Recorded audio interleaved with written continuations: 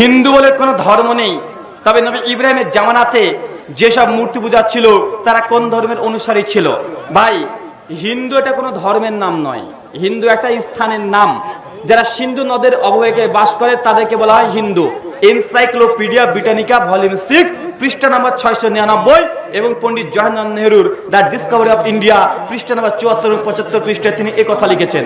হিন্দু কোনো ধর্মের নাম নয়, যারা সিন্ধু নদের অববাহিকায় বাস করে তারা হচ্ছে হিন্দু। মানে আমরা যারা ভারত, বাংলাদেশ, পাকিস্তানে বাস করি তারা ভৌগোলিক সংজ্ঞার দিক থেকে সবাই হিন্দু। কথা বুঝতে পারলেন না ভাইজান?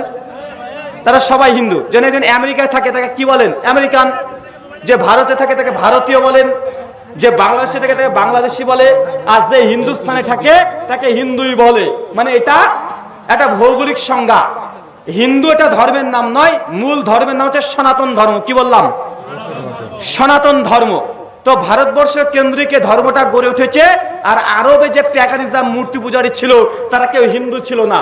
হিন্দুতে একটা স্থান কেন্দ্রিক ধর্ম মূলত তিনটা: এক ঈশ্বরবাদ, 2 বৈশ্বরবাদ, 3 ঈশ্বরবাদ, আর 4 প্যাগানিজম মূর্তি পূজারী। কয়টা? 3টে হচ্ছে ধর্ম আর একটা হচ্ছে প্যাগানিজম, যেটাকে মূর্তি পূজারী বলা হয়। কোরআনের ভাষায় তারা মুশরিক। কথা কি বুঝতে পারছেন?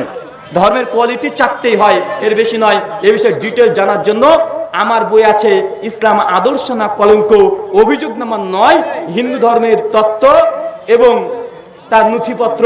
এর উপরে একটা 15 পৃষ্ঠা আর্টিকেল লেখা আছে হিন্দু ধর্মটা কিভাবে আবিষ্কার হলো, ডিটেল আলোচনা করা আছে। বইটা থেকে পড়ে নিতে পারেন।